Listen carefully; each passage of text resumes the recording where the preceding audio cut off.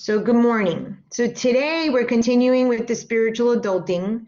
We're still in adolescent psych, and I'm going to take you through year 21 and year 24. So I just want to kind of recap. 0 to 7, 14 to 16. Last Tuesday we did 18.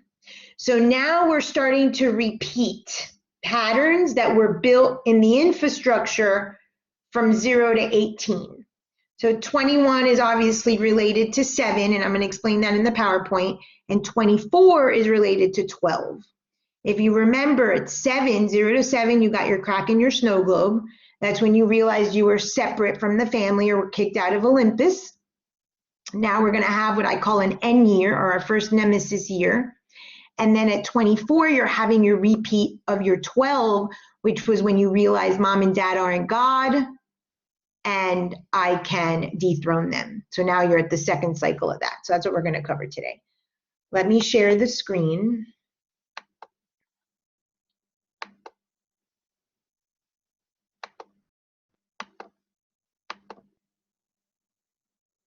And can you see that? So we're doing age, thank you. We're doing age 21 and 24. So you're going to do your first nemesis here. I'm going to explain it in a minute, and I'm going to show you the spiritual map of the brain in a second so you have a reminder of what it is.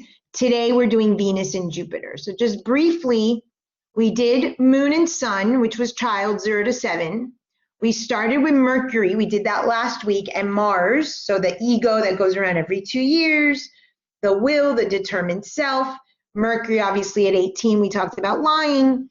And now, today, we're at sort of psychological teenager, which is obviously the point of this class, the next level. And this is between 14 and 28 years old. And I'm going to explain in a minute the breakdown. But we're doing Venus, so love and beauty and money, and we're going to talk about that. And we're doing Jupiter, again, the ability to dethrone your parents. So going back to 12 to see what you realize you can dethrone.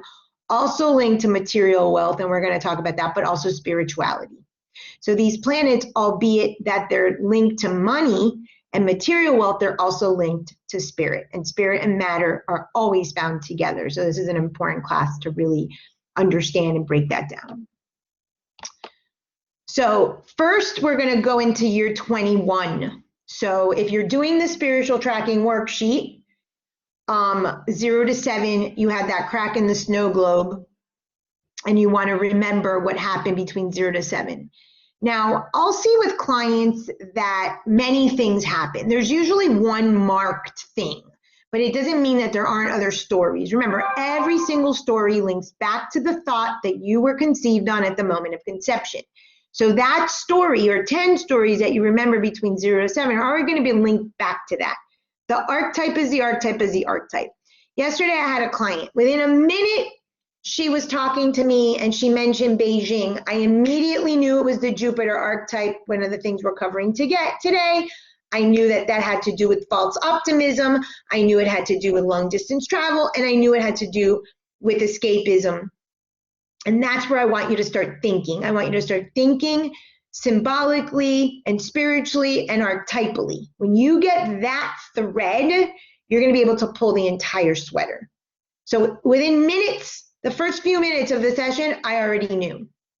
And then, of course, we developed the session around those themes that were indeed validated with her story. So that's what I'm trying to get you to really link back here to. So we'll talk about the year 21. The second thing we're going to do is we're going to talk about the age of 24. So I have here age 8. We don't really talk about age 8. Remember, I talk about 0 to 7, then I talk about 12, and then I talk about 14 to 16, and then we went into 18. But let me just give you a moment. When we were doing the dethroning Olympus, I gave you the family birth number, and I gave you the breakdown of every number in the family. In numerology, the number 8 has to do with power and has to do with money. So even though it's not a marked year necessarily in the psyche, the number 8, 7, 0 to 7, the crack happens, 9 is an ending that then becomes a new beginning at 18. At 12, we dethrone the parents. I just want to mention it briefly because 8 is a really powerful number, and usually 8 is a really good year. And when you talk to kids or you talk to parents, 8 usually is like not too bad. Remember, 0 to 7 were the bad ones. 8, you kind of get a break before 9, that's an ending. So the number 24, the age of 24, is actually directly linked to that 8-year-old experience. We don't need to ask clients about it. We don't need to harp on it, because really 12 and 24 are going to tell us what that's about. But I wanted you to know, because we are going to talk about Venus. And Venus cycles are every 8 years. I think most of you have heard about Mercury retrograde. When Mercury retrograde goes retrograde, the computer fails, our cable gets knocked out, we should not sign papers. Well, there's also a Venus and a Venus retrograde. Mercury retrograde is a 7-year cycle, and Venus is an 8-year cycle. That's why 8 is such a good age for most people, because Venus has to do with money and beauty and just feel good, the senses. So we're going to go into that. I just wanted to mention. So you don't need to really know about 8, but it's linked to what happened at 12. It's sort of like the precursor psychologically to what happens at 12, which is when we got the aha, mom and dad aren't perfect, they're not gods, I can dethrone them. Image and hedonism are going to be a big theme at 12 and at 24. So I did a little math here. 2 rounds of 12 is Jupiter every 12 years, so we're in our 2nd round. And it's also the 3rd round of Venus. So these 2 are always found together. And here on the spiritual map, here we have it linked to ages 14 and 28. So once we get out of that 14 to 16 value system fight, we actually start going into love and romance and making our money and maybe having our first job, maybe our first professional job. Maybe we decide what our own spiritual beliefs are going to be. But we really need to talk about values, as this is a huge value system, especially in the Western world. And I really, really, really want to stress the importance of the Western world and our Western value system, because it's judged, and people are really building their entire life on a judgment around a value system that really shouldn't be judged. The archetypes for this age range of 14 to 28 are Venus and Jupiter. Today we're going to cover age 21 and 24. I'm going to introduce the concept of the N year, or the nemesis year. And we're going to refer back to our 2nd Jupiter cycle, which is when you can dethrone your parents. However, it's often lived out as hedonism, gluttony, materialism, and beauty, which are low vibrations of these planets. And I'm going to tell you what the high vibration actually is about. And this is all linked back to joining spirit and matter. Material and spiritual are always together. They must be founded together. They must be built upon together. And I'll remind you of the myth of Athena and Poseidon. So here we are in Erickson. Okay, so we have been kind of using him as a model. His ages aren't exactly like mine, but they overlap, and they're pretty on point. And here he has 21 to 39. So he definitely is included, and intimacy versus isolation, and love. And we identify Venus archetype, or the love language, or the love archetype, to be linked to Venus. I am going to explain to you the 2 different types of Venus, or Aphrodites, and why love, erotic as well as agape love, are both linked to creation in this cycle, and why this cycle is supremely important. So today actually ends the foundational infrastructure of the spirit. So from 0 to 24, at this point, we've met everything along the way. Everything else that we're going to cover the rest of the month is built upon up to these years. Again, it all happened at the moment of conception. I'm just breaking it down for you, because obviously in real life, in earthly consciousness, your client's going to share a story linked to a year, and I want you to have that really precise. But this is literally the foundation. So next week, when we continue, it's going to be the 28 year. It's going to go back to 14. And we're going to just see that going back and back and back, built up until this year, which is 21 and 24. So like Erickson, we are talking about love, intimacy, and isolation, which we're using as Venus, beauty, sex, things like that. And both Zeus or Jupiter, which is this symbol, that archetype, and Venus or Aphrodite, this symbol, both respond at a low level consciousness to sex and to beauty, okay, to sex and to love. At a high level consciousness, it actually is related to spiritual love or spiritual communion with the universe, love of self, agape love, love for humanity. And I am going to talk a little bit about the age of Aquarius that some of you might be hearing about so that you understand what that is. And I am going to link it back to the pandemic, just in a brief notion of how all the pandemic was to help us move forward spiritually in this age of Aquarius. So let's start with the laws. Today I'm going to refer back to the universal law, the law of rhythm. And this is for the age 21, which is the first N year, the nemesis year that I'm going to go in depth about. All things in the universe move to a rhythm. The seasons, stages, cycles, and patterns of all development, listen to that, development. This is obviously adolescent psychology. It's the developmental years. Occur all around us and within us. We need to stay in flow with these rhythms. So the purpose of this class is to explain the rhythms of the universe that then relate back in the earthly realm to your client and to your own life, most importantly, so that you understand what your next cycle is in your next rhythm and what you're guided next to do. The law of cause and effect. So the law of cause and effect, it's the sixth of the seventh law. It says every cause has its effect. Every effect has its cause. In accordance with this law, every effect you see in your outside or physical world has a very specific cause. This is super important, which has its origin in your inner or mental world. You started this law from 0 to 7 when you had that thought that you were separate, that you were kicked out of Olympus, that you broke your snow globe, that you were fill in the blank, worthless, flawed, perfect, whatever it is. Now at 21, you are gaining a result of that thought. Again, that thought originated at conception with your parents, but you were not there, so you don't know it. So with the client, when you go back to 0 to 7, and they can articulate that thought, now you know why they created 21. It's exactly to look at that thought, because now they're being given the effect of the cause of that thought. And again, if the client doesn't know, it doesn't matter, because when we continue on, you're going to have a nemesis year every 14 years. So you're going to have this opportunity again.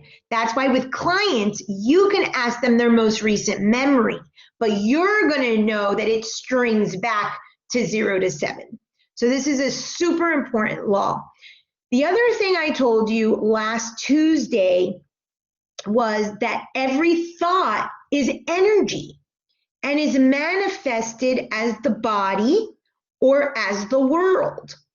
So if a client says, I don't like what's happening with police brutality, that thought created the world they live in that they don't like is directly related to authority, because police brutality is authority in their own life. Either the authority they were imposed as a child or the authority that they impose on themselves or their boss on themselves. So that's going to give you a link as to what issue they have with themselves. And I'm going to bring you a values list in a minute that I linked with a value system from another therapist. Okay, so I really, really want you to pay attention, because when a person comments on social justice or they comment on police brutality or homelessness, it's directly related to their thought about themselves. As within, so without. Okay, that's another law called the law of correspondence, which we've covered before. So let's do a little mythology. For the 21 year, remember we're doing 21 and 24 and they're going to have separate mythology. This is specifically the mythology for year 21. This is what I call a nemesis year. At 0 to 7, you built something, and at 21, you're getting your first response to what you thought, what you built, what you created energetically. There is a goddess named Nemesis, and she is said to enact retribution against those who succumb to hubris, arrogance before the gods. Remember, I told you a few weeks ago that hubris, or not bowing to the gods, was one of the values of the Greek system. And so I told you that one of the things that this does in the psyche is that it creates humility that's false. The point is not to be super humble that you don't live out your path in life. That's doing your parents' way. And the point is not to go to the 100, which is the opposite of your parents, and saying basically, you're worthless, you taught me nothing, I'm an apple tree pretending to be a pear tree. The point is to find the 48 to 52, the midpoint. So nemesis years, people that you consider nemesis, that I actually call your spiritual family, even though you may not like them, come into your life to teach you the 48 to 52. It is the first attempt in your psyche to balance the pendulum swing. Most people will do the same as their parent or the exact opposite, thinking it's different, and it's not. The god Nemesis, the name Nemesis means to give what is due. It's not too much, it's not too little, it's not arrogance, it's not humility, it's what is. You came on a path, you came to do what you had to do. Oftentimes she's viewed in mythology as a winged balancer of life, so she's like angelic with the wings, but she's got a dark face, and she's considered the daughter of justice. And the irony here of the wings and someone who balances life as an angel, but with a dark face, is basically, again, the good and the bad, the 48 to 52. I had a client yesterday, and she gave me all these great qualities about herself, and then when I called her out on the negative, she goes, "Oh, you're calling me a terrible person." And I said, "No, that's your story. You want to stay in victim and call yourself that. I never said that. What I simply said was you're only seeing the good of yourself, and I'm here to mirror to show you that you have a dark side also. And every single thing has a light and the dark, and the sun and the moon and the day and the night are obvious factors of that, of our material world on a day-to-day basis." The word nemesis originally meant the distributor of fortune. Distributor of fortune, you can assume to be good fortune or misfortune. Again, it's just distributing what you earned. That's it, no good or bad. Neither good nor bad, simply in due proportion to each according to what was deserved. The people that show up in your life at 21, I call nemesises or N-years, because they oftentimes will show up as people that poke the bear. They show you a different way to do it. They say your mom and dad were wrong. It could be a boss that says, "No, you're not, little girl, here. You've got to stay late," and you're mad about that because you want to be babied. Or it could be a friend that says, "Hey, you know, there's a different way to do it. Let me bring you over to my house." It could be a boyfriend or a lover that dumps you and they say, "Not interested." Somebody externally is going to show up in your life at this age, and some of you are this age already, so you can be sort of on, alert. And their intention, they're part of your spiritual family. Their entire point in your life, whether it's one day or 1 year or forever, is to point out that the 0 to 100, the way you learned from your childhood, was not the only way, and that you can do it differently. Later, nemesis came to suggest the resentment caused by any disturbance of this right proportion, the sense of justice that could not allow it to pass unpunished. What happens is that when we have nemesises on our path, people take our job, take our lover, take our money, don't give us the apartment we signed up for, broke into our car, we create resentment. Rather than realizing, oh, they're here to teach me a lesson. They're here to show me something. The universe has put this person in my path so that I could do it different and learn. That's why she later came to represent resentment. My goal for you, and what I try to do with my clients, is don't look at that person, place, thing, or situation as resentful.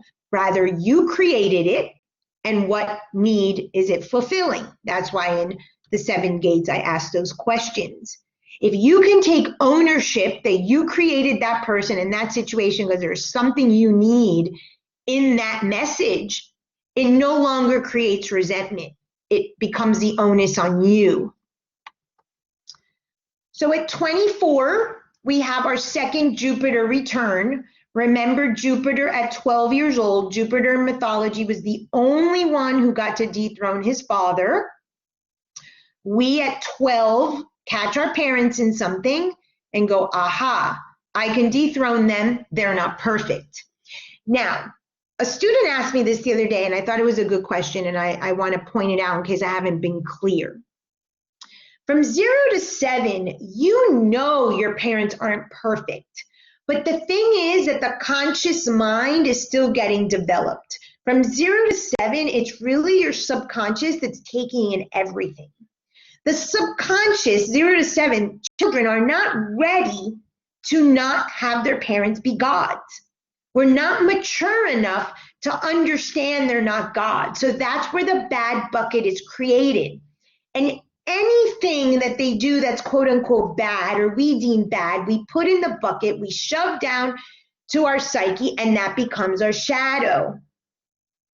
That's why Jupiter is at the conscious mind. The mind is already developed consciously, and we have a conscious story that says, oh, my parents aren't perfect, I can do it better. That's what happens at 12. At 24, now hopefully we're out of the house, maybe we've graduated college, we have our first professional job, we have our paycheck, we can use it different than our parents, we can go out to eat, whenever we want, whatever it is, and now we're actually doing what we knew we could do at 12. At 12, we probably didn't get any permission or have any real freedom. At 24, this is directly related, as Jupiter is, to spiritual growth and material values. This is super important. And I bring Jesus because Jesus really was the master teacher in this, and Buddha in his own way as well. Jesus was the matter, the body, a man. That was honoring his spiritual growth. Buddha denied his body, the material, and one day he's like, I'm never going to reach enlightenment if I don't eat the rice. You got to give the body, and you got to give the spirit what the spirit needs. You have material food and you have spiritual food. And what's happening is in our society, people are picking one or the other. And we cannot build our foundation, our spiritual infrastructure, unless we honor both. And I really want to talk about the material value issue that I see in practice all the time now. It is really troublesome for me. So people want to negate either their spirituality or their materiality, and you can't. And Jupiter is perfect because Jupiter and Venus as well says spirit and matter. Jupiter got the biggest piece of the pie when he was splitting it up. He was a hogger. He was a hoarder. Take what is rightfully yours. Do not give your stuff away. But he also rules spirit and expansion of mind and heaven and all that great spiritual stuff. But yet we think it's either one or the other, and we will not get balanced. We will not have balanced clients. We ourselves won't be balanced until we honor both of these. They're always together. So at 12, you figure out you can dethrone. At 24, you tend to not do it different. You tend to do 0 to 100. My parents never spend money on eating out. I'm going to eat out all the time. Postmate is my new best friend. That's doing the opposite. That is not doing different. It's usually not until 48, when I told you we return home at 48 to 52 to do it differently, which is the 4th round of Jupiter, that we actually say, oh, I've been doing it wrong this whole time. But this is the midpoint. So if you're older than 24 and you are 48 like me, I can revisit what I did at 24, I can revisit what I see at 12, and I can connect the dots of the thread. So the question I have here is, why do you feel guilty about your material values? What is your truth about money? This is a very important age for people to get very clear on what they value and how they value it. What are they going to do with it? Remember, the currency of the world is time, money, and resources. There's a pretty famous scene in Runaway Bride with Richard Gere and Julia Roberts. And Richard Gere is a reporter. And Julia Roberts, he writes a story about her because she keeps leaving her men at the altar. And he's very savvy. And he says, how did she like her eggs? And every guy she left at the altar says the same thing. Oh, she liked them just like me, poached. Oh, she liked them just like me, Benedict. Oh, she liked them just like me, scrambled. And he identified with this one question that she had no identity. You can simply ask your client what their views of money are. What do their savings look like? Do they have a checkbook? One simple question about their money management will tell you everything you need to know about their self-worth, if there's guilt, if they value their time, their resources, and their money, and more importantly, if they value themselves. That's how linked it is. You can make a lot of money, but if you're constantly throwing it out, you don't value yourself. It's not about making money. It's not about having money. It's about the management of your time, your money, and your resources. And this is linked directly to people struggling with their material means. It is a phenomenon that I encounter in practice. And I clearly ask, why do you feel guilty about your money? Or why do you feel guilty about your material success? And people do. And I've told you before that poverty is idealized. It's in the Bible. A fat man won't pass to heaven. A camel can go through the eye of a needle. That is not what that's about. It's not about gluttony and hoarding. It's not about a lot or a little. It's about your thoughts. It's about your value system. And it's more importantly about you and your self-worth. So these are very, very telling questions and answers that you can ask your client, and then you could see the whole picture just by that one thread. So what's the mythology around Jupiter? So let's revisit. I told you this a few weeks ago. The Eastern world and the Western world have two very different viewpoints.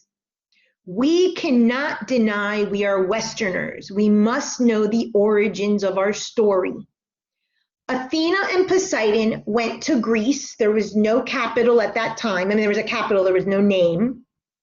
And Athena and Poseidon made a bid to have the city named after them. Athena offered material wealth and riches, and Poseidon offered spiritual wealth and riches.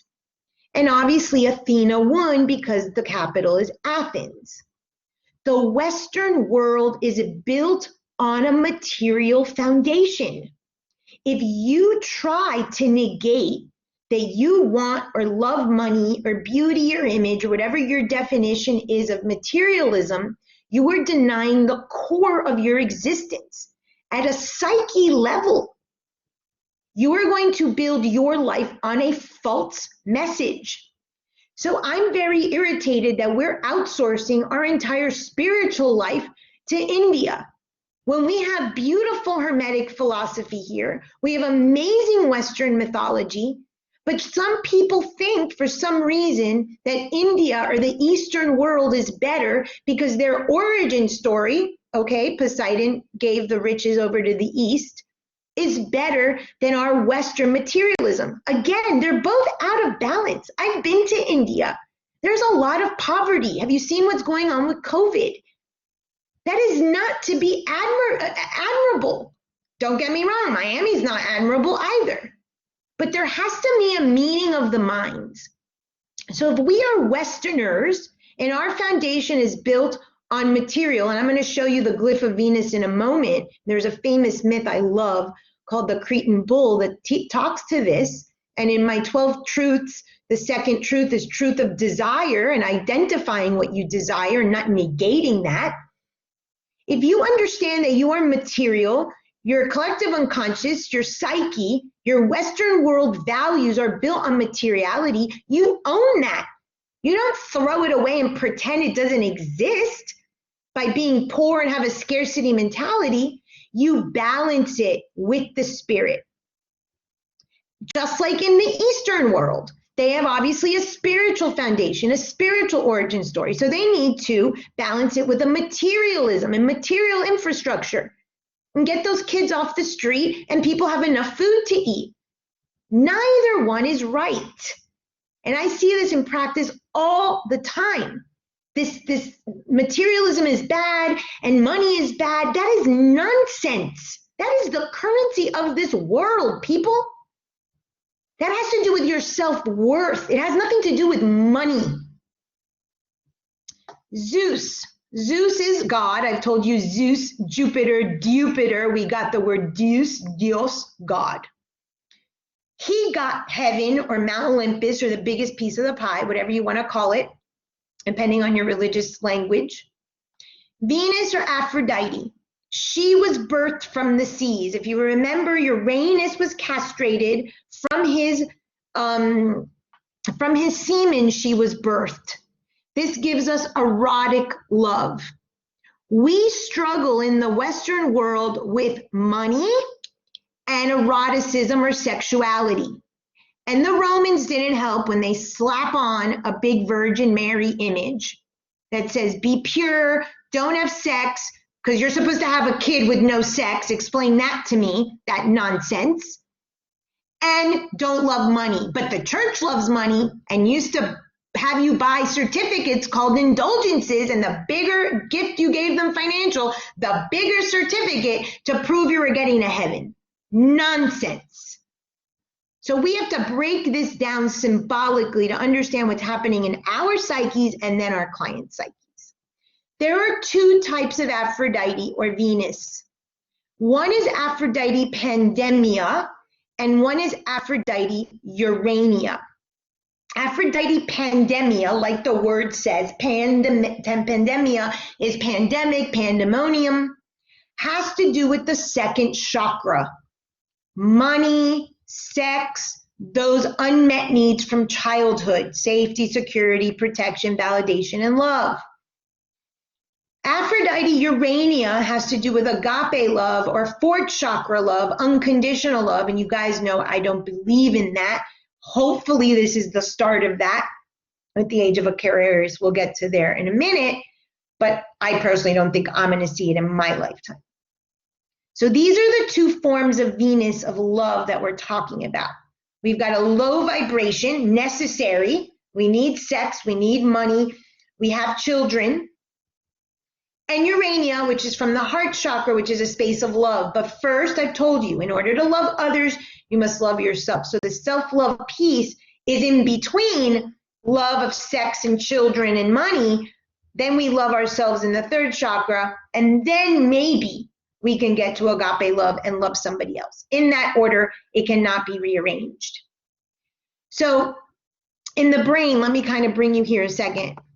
In my brain map, here's the last spiritual adulting piece. You've got Chiron, happens at 48 to 52. We'll get there in a couple weeks. And then, of course, the last veil removal is Lilith. Chiron, I've told you, is the return home.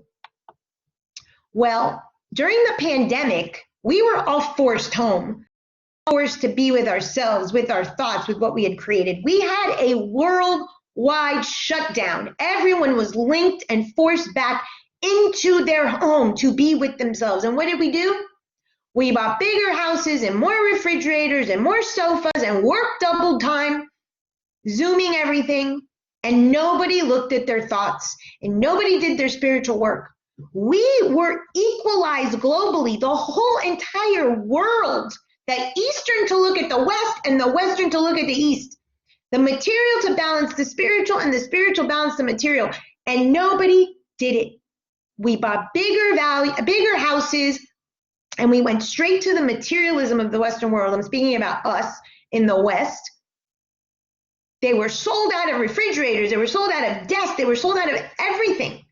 The real estate market exploded because we went back to an imbalance of the values of materialism.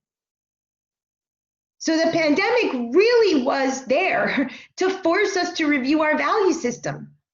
And we didn't. A lot of people got pregnant. Fine, you're locked home, you have sex. A lot of people spent a lot of money. A lot of people bought a lot of big houses. And of course, second chakra, we talked about the other day, the Mars and Mercury, validation. Let me work harder. And yesterday I was just reading a New York Times article that was all about burnout. Burnout is work, work, work, work, work, because we only value the masculine principle and we forget the feminine, which is partly what we're going to talk about today. The age of Aquarius, just for those of you who are into astrology, there's varying viewpoints as to when the age of Aquarius started or if it started. I believe it started around the year 2000 with the whole Y2K. But if anyone has doubt, the pandemic started age of Aquarius. I can't tell you, no one knows exactly when. If you have any doubt that we are in the age of Aquarius means an equality, that everybody in the world is equally nourished and fed, and we become one. There's no longer a Jesus that's a world savior, that someone's going to come and save us, which was the age of Pisces. That's why Jesus was called the fisher of men, and the symbol of Christianity is the fish.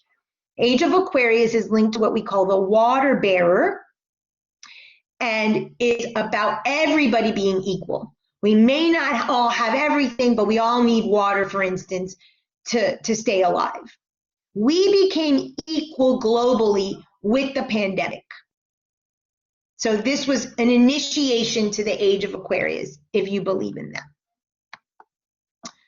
So what happened at 24? So again, here's my brain map. It's your second round of Jupiter. This is where you thought about dethroning your parents. It's your third round of Venus. I told you it doesn't really matter, but it's every 8 years. And what we do at this age is review our money and image values. These are solidified here. This is maybe when you get your first professional job and you have to wear professional suits. This is maybe when you have your first apartment, like I said before. You're eating out, you're going out with friends. Maybe you're in a romantic relationship. A lot of people get married around 28. That's sort of like a psychological value around that age. So this is the precursor to that relationship. Maybe you move in together. Money and image are the values that are most associated with the Venus and Jupiter archetype right here.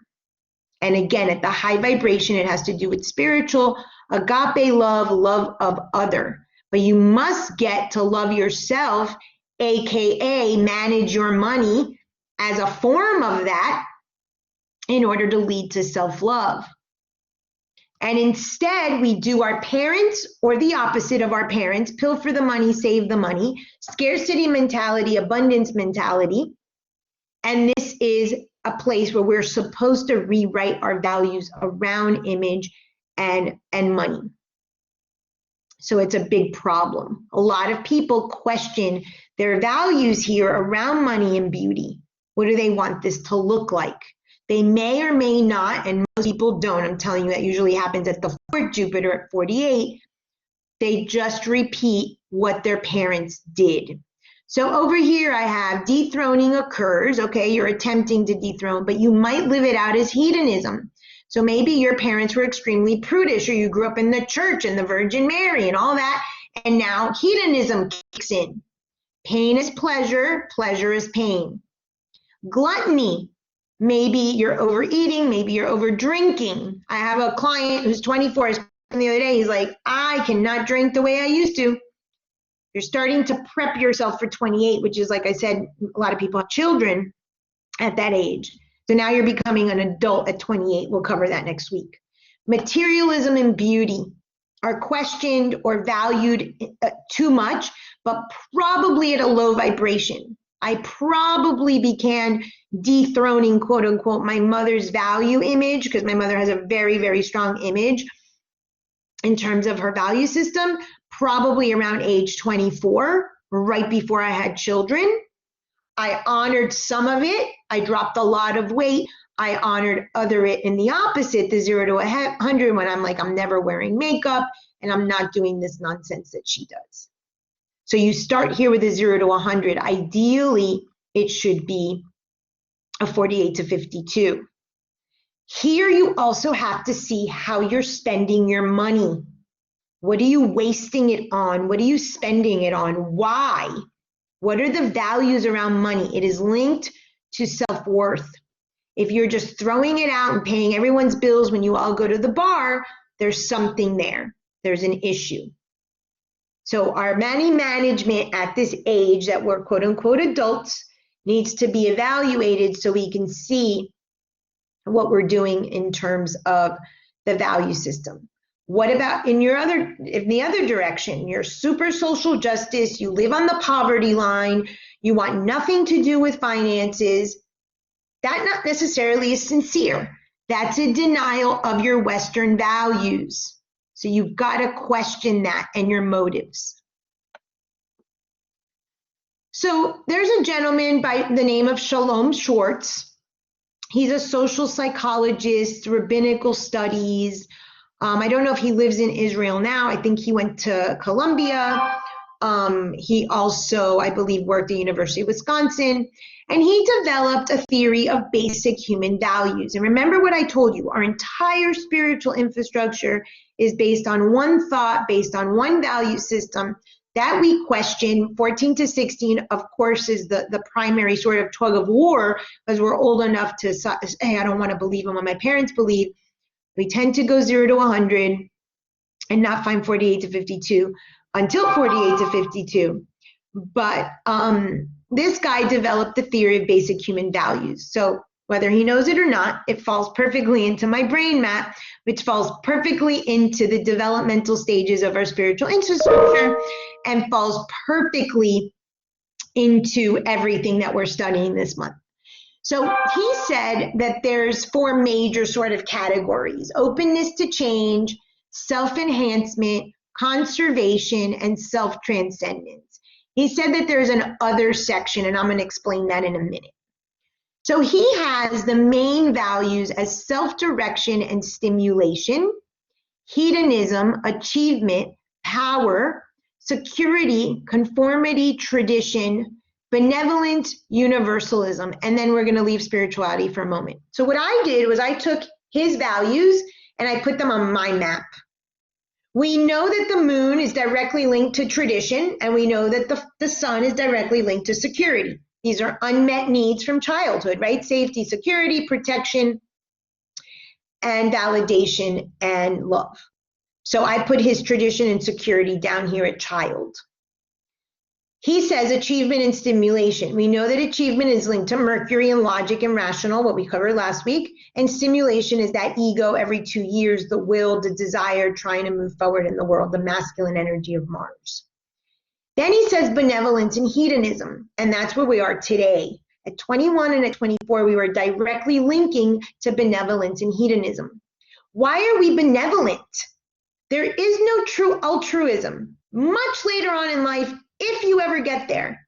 But yet we might throw away our money or give our money to causes, which is absolutely rightfully so to do, but we have to understand our true motivation. And again, it's usually because we're trying to dethrone our parents as it's appropriate and do their money differently. So if they never donated, we donate too much, for instance. And then hedonism, right in alignment with the gluttony and the sexual escapades of Zeus, because he was a whore. And Aphrodite, born from the sperm, is a very sexual motivation when it's erotic love. But of course, there's agape love too. That could be benevolence as well. So that's where we are today at 21, 24. Then at 28, which we'll cover next week, through 42, we're going to be in the adult, which is conformity versus self-direction. Then universalism and power are the adult phases, usually after 48 to 52. And then he says other. Spirituality was considered as an additional 11th value. However, it was found that it did not exist in all cultures, and I absolutely disagree. It may not be called spirituality. It may be called nature. It might be called universal law. It might be called seasons. But absolutely every culture, and Joseph Campbell spoke to this in his Hero with 1,000 Faces. In every mythology, in every culture, there is some version of spirit. There's some version of religion, of God, of something. Again, it could be the nature spirits, the fairies, but there is something. So I disagree that they couldn't find that. I don't know specifically his studies around it, but I disagree. And spirituality is what I call the spiritual adult. It is linked here by Chiron, the return home. I covered that with the pituitary gland lecture, 52. And then the removal of the final veil, that final lie that we tell ourselves that was directly linked to the 0 to 7 snow globe crack, where we felt worthless, where we felt useless, where we felt that we no longer belonged. When we finally admit to ourselves and liberate ourselves from that lie, like I did yesterday with my client, I said, oh, so you're this. And I told her the opposite of all the good she told me. She's like, you're calling me a bad person. I said, no, I'm just unmasking, because that's part of what we have to do, is unmask ourselves spiritually in front of God, in front of the mirror, in front of ourselves, whatever you believe, and become one with the universe, become one with God, saying, I am you, you are me, we're equal. And the universe, we know, has good and bad. So we have to own that in ourselves. That's the spiritual adult, and he keeps this out. But he does link up all of his values to my map here, the archetypes that we're supposed to live at each age. He has it in a different order, but I took the liberty of using spirituality and putting it with the spiritual adult. Now, what I would agree is not that all cultures don't have it, but that we don't all get there. That I can tell you. So next I want to talk about Venus. So Venus, or Aphrodite, I'm just going to use Venus for now. Over here is a pentagram. I'll explain that in a minute. This is the Vitruvius Man from Da Vinci. I'll explain that. And here is what we call the Ida, the Pingala, and the Sushumna, which is from the Vedas, from yoga philosophy. And we've talked about this before. So I'm going to just tie it all in symbolically and spiritually. So Venus, I told you, is Aphrodite. There's two. There's the spiritual Venus, or the Agape, or the Urania. And then there is Pandemia Venus, which is more erotic, second chakra, sex, money, those type of things. The pentagram of Venus this is a symbol of it. There's many images. There's one, if you Google pentagram of Venus, you're going to see like all these swirls. And why do I bring this up? Venus, I told you, comes around every 8 years. It's directly linked to materiality, sexuality, love, beauty, image. And in a moment, I'm going to talk to you about the graces and the muses.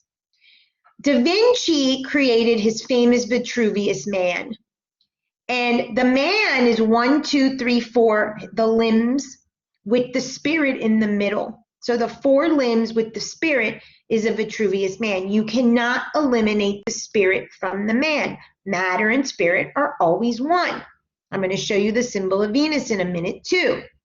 The pentagram, which was often used as a satanic or a pagan symbol or witchcraft symbol, it's not. It's simply saying that the feminine is how we experience God on earth, and I'll explain that. It is the spirit that gives the matter animation.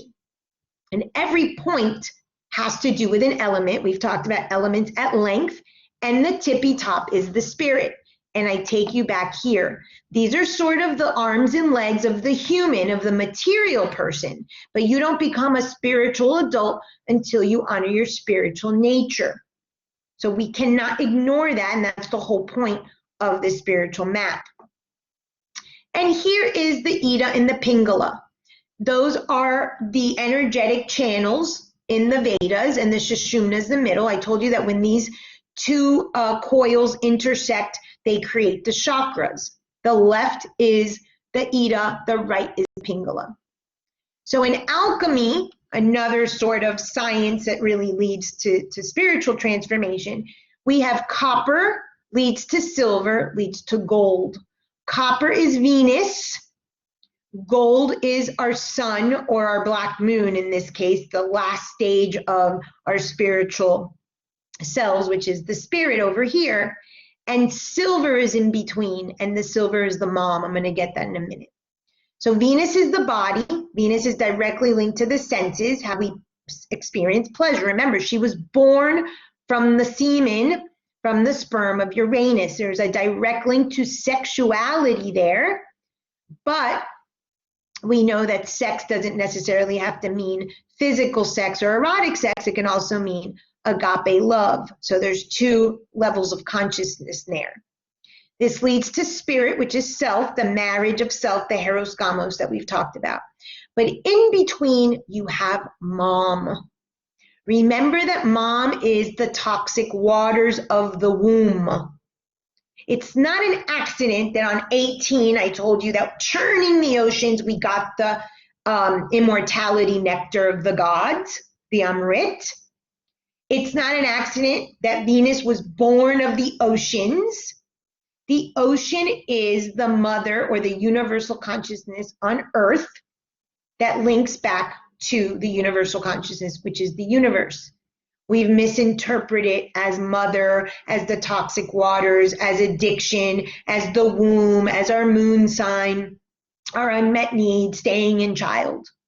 So the only way that you can use your body, your Venus, your copper, to get to your soul, your spirit meeting your matter, like in the pentagram, is through understanding and transmuting your mother. Your language in the womb from the moment of conception. It could be your moon sign. It could be the unmet need that your parents gave you.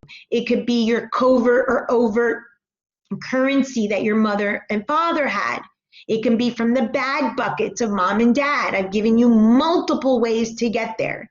If you do not integrate, you cannot do it differently, get your gold, honor your spirit, or become a spiritual adult, or become as the Vitruvius man that Da Vinci spoke about. Now, naturally, we're obviously there. We're all animated or matter by spirit at the moment of conception. That's why we're living and talking and breathing.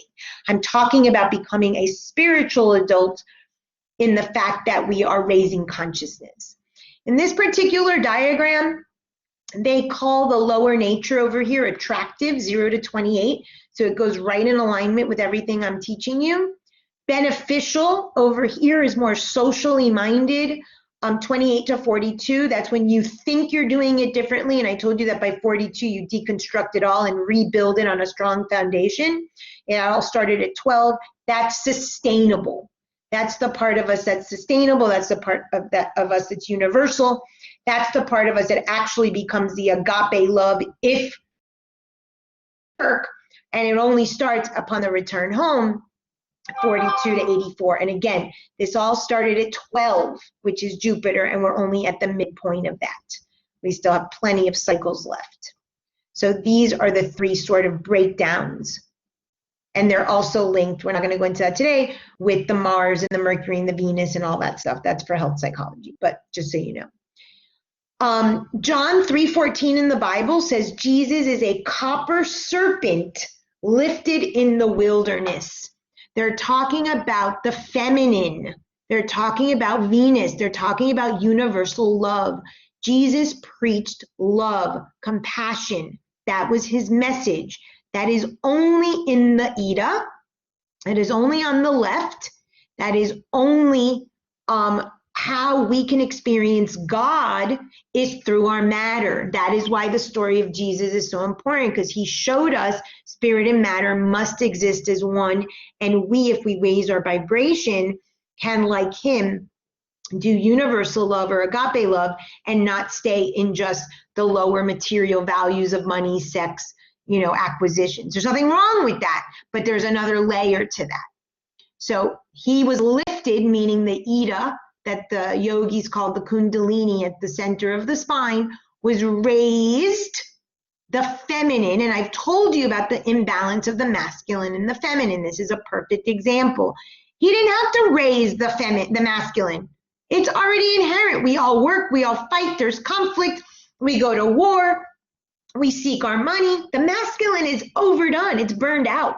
So Jesus is the copper, the feminine, the Venus, that's lifted so that we can live in harmony and balance. In Ayurveda, copper cups are used a lot in hopes of achieving balance with clients. It is said in the literature that copper stimulates the brain, the thyroid, arthritis, the joints, gives you clear skin, melanin production, and aids in peristalsis. So there is a biological linked to copper. And again, if copper is Venus and copper is the physical body, then of course it would make sense. So Venus is the only ways to raise the serpent, the Ida part. You have Mercury and Mars we talked about, which is like achievement, academically, Mars, go-getter energy, but there's no Venus really, psychologically, until 21 and 24, okay? But what do? We live it out as makeup and beauty and wardrobe and money instead of the higher level senses and bringing in higher vibration Venus. We stay at the low level vibration of the body, of the pleasures of the body. The second truth in my 12 truth model is called the truth of desire. There's nothing wrong with desire. Our body has desires and we should honor that. The thing is, we need to balance that. So let me show you over here the glyph of Venus. This is called a glyph. The circle always means a spirit. I've taught you that before. And the cross always means matter, which I told you is the death or the body that dies. The spirit is on top of the matter. Doesn't mean that the spirit is all or the matter is all. It's not India and the Eastern philosophy against the Western philosophy. It's the balance of. The spirit is balanced in the matter. Okay, and that's what we need. We need to balance them. So the truth of desire is the second truth, because once we understand our thoughts and that we have desires and we have impure thoughts, it's okay. What are we going to do about them? And how are we going to honor not only the thought that then materializes as the body and the desire to do something, make money, have sex, have a child, want beautiful things in our home, wear makeup, but now how do we also include the spiritual part in that? And that usually doesn't come, I told you, until 42, where we shatter every foundation that we started and we start including spirituality or intuition development. At 48, the fourth round of Jupiter, we actually return home and then start doing it the right way. This is in hopes that no one has to do and wait for that nonsense and can start earlier. But again, you don't have to. The age is linked to what develops as your spiritual beauty and clairs later on. So at 42, which is double 24, we then start our spiritual beauty. That's where a lot of people seek me out to develop intuition, learn the records, all that stuff. And the clairs are the senses, clairaudience, claircognizance, clairgustance, all of the senses, but heightened. I see clearly, I have intuition, clairvoyance. I hear God speak to me or my guides. I now use my senses not only to eat and sleep and touch and smell, but now I've added the spiritual element, which is what Da Vinci was trying to explain, what the pentagram of Venus was trying to explain, what the Bible was trying to explain, and what the Vedas were trying to explain. So everyone understands that the vehicle in which to experience spirit is the body, not to beat it up and not honor the low-level desires, but include and balance the spiritual desires as well. Definitely want to look at your mother's bad bucket. Usually the mother is the link to Venus. Does not mean it's only true. Some people have more of a Venusian father, and you determine that, and you help your client determine that, but you want to look at that bucket to see how you're honoring that Venus or how you're doing 0 to 100 with it. Next is Venus at the high vibration. In mythology, we talked about this before, there are the Graces, or the Charites, charity. They're daughters of Zeus and Hera, and there are 3 of them. Aglaea is beauty, splendor, brightness, and elegance. Euphrosyne is good cheer, mirth, and joyfulness. And Thalia is youth, beauty, bloom, and festivities. The way to experience God, the way to experience spirit, the way to experience universe, the creation, whatever word you like, is through your Venus at a high vibration. It's not sex and money and food. Yes, that's part of it. We're human. But you balance all that low vibration Venus through what the Graces or the Charites offer. Music and poetry and literature and all these beautiful things. So there are 9 muses that like work for the Graces, so to speak. So think of the Graces as 3, and from them 9 are born. Calliope, Clio, Euterpe, Talia, Melpomene, Terpsichore, Arado, Polhymnia, Urania. Obviously, you don't have to know these. These I just put here. So you've got astronomy, sacred poetry, love poetry, dance, tragedy, comedy, poetry, music, history. So any of these arts, any of these things that take you, that engage the senses, is how you honor the graces and the muses. You honor your spirit through the body. So I invite clients, especially when their mother's bad bucket is involved, or both, but I ask them, okay, so your parents gave you these sort of bad bucket items. How did they instill beauty? Was it through decoration? Was it through history? Was it through music? In my case, my mother was all decoration, and they took us to the theater, and I'm a theater lover. So find out, because your parents didn't only give you bad, they gave you good too. How did your parents engage the senses in a high vibration way? I know that the father of my children, he listened to a lot, his father listened to a lot of opera, he plays a lot of music. So what gift did your parents give you in terms of the high vibration? So this goes back to when we did Dethroning Olympus, that you're going to give your parents, when you dethrone them, an offering or a sacrifice. Give them an offering, give them a high vibration Venus. This is how you help yourself get closer to being a spiritual adult, and this is how you honor your parents without self-destructing yourself. And I do have a worksheet that I'll post for you about this. So here is this famous painting from Botticelli called The Birth of Venus, and you see the conch shell. The conch shell is symbolic for the vagina. Obviously, we become both women and mothers, birth ourselves anew, our children, anything we birth, a book, a poem, a creation, through the second chakra. So this idea of having a virgin birth just makes zero sense, symbolically, materially, spiritually, is you need the waters of the womb, and you need the loins, and you need the masculine and feminine creator receptor energy in order to birth anything. So this painting shows very sexual Aphrodite pandemia, but it's also Aphrodite Urania, because through self-love, we then birth a new nation, we birth a new society, we birth a new organization. And over here, I mentioned this pentagram of Venus, all of the elements. One of the reasons we spent so long talking about the elements and how to calculate the elements and the balance of the elements and the MBTI and Jung and all that, the elemental language that we speak to clients. I gave you lectures and lectures on that, was because the elements are stored in the body. And what did I tell you? All thought is energy, is manifested through the body. That's why we have illness. That's why we have anxiety and panic attacks. So don't you want to make it into something high vibration, something beautiful, so you can transmute those thoughts that have been materialized in your body with a high vibration Venus activity? So that's why I ask clients, how did your parents reward themselves? And I told you, my mother rewarded herself with nails, very Venus. So when I'm going to dethrone my mom, I go get my nails done to give her an offering, not a sacrifice that's self-destructive. So before we wrap up, I just want to show you a little chart, which is what we're going through. Here is Earth, here's the body, the symbol for Venus. Remember, it's the circle on top of the matter of cross, the cross of matter. We have conception, 0 to 7, we have a crisis. At 12, you have the realization your parents aren't gods and you can surpass them. This starts your spiritual growth.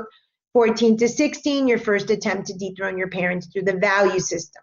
At 18, we talked about on Tuesday is when you leave home. Again, metaphorically, physically, doesn't matter. That's when you kind of have permission, because the karmic doors, those nodes are open for a new future.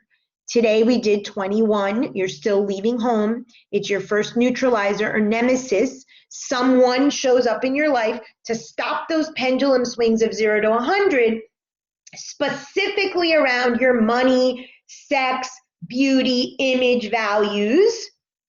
And this prepares you 424, you're still leaving home. Remember, this is all leaving home. At midpoint, you stop, you think about heading home, and then the return home. And we're going to do all of this. We're going to go through all of these years. So I wanted to show you this chart. You've got your second Jupiter. This is an opportunity for spiritual growth, because if you can understand that you're supposed to balance spirit and matter rather than do too much spirit or too much matter, outsource your spirit to India, spend all your money on drinks and sex, then you can achieve some sort of spiritual balance there that's going to set you up for 48. Next week, we're going to do 28, 35, 36, because at this point, we've built the entire infrastructure. 0 to 24 sets it all up. All other ages, all the way to 84, and again, you can live past 84, are all rooted and based on every single thing we did a foundation on between 0 and 24. So if we can change or help clients develop a super strong infrastructure from 0 to 24, nothing has to be blown up. See here, I have to say blow up your life at 42, which is no coincidence, a 12-year cycle. It's linked back here, and of course, double or on the way from this spiritual growth opportunity where people start to question their spirituality. So we're going to continue this little map the rest of the month. I'm going to stop sharing and take any questions. Any questions about the infrastructure? We've now covered 0 to 24. We have the foundation. All of you fall into that age, or like Joy's a little older, but she's got a 14-year-old. So this is relevant to absolutely everyone. This is your tracking worksheet that I've posted on the Blackboard, and the rest of it will follow. Any questions before we wrap up? Okay, I'm going to stop recording. No, ma'am.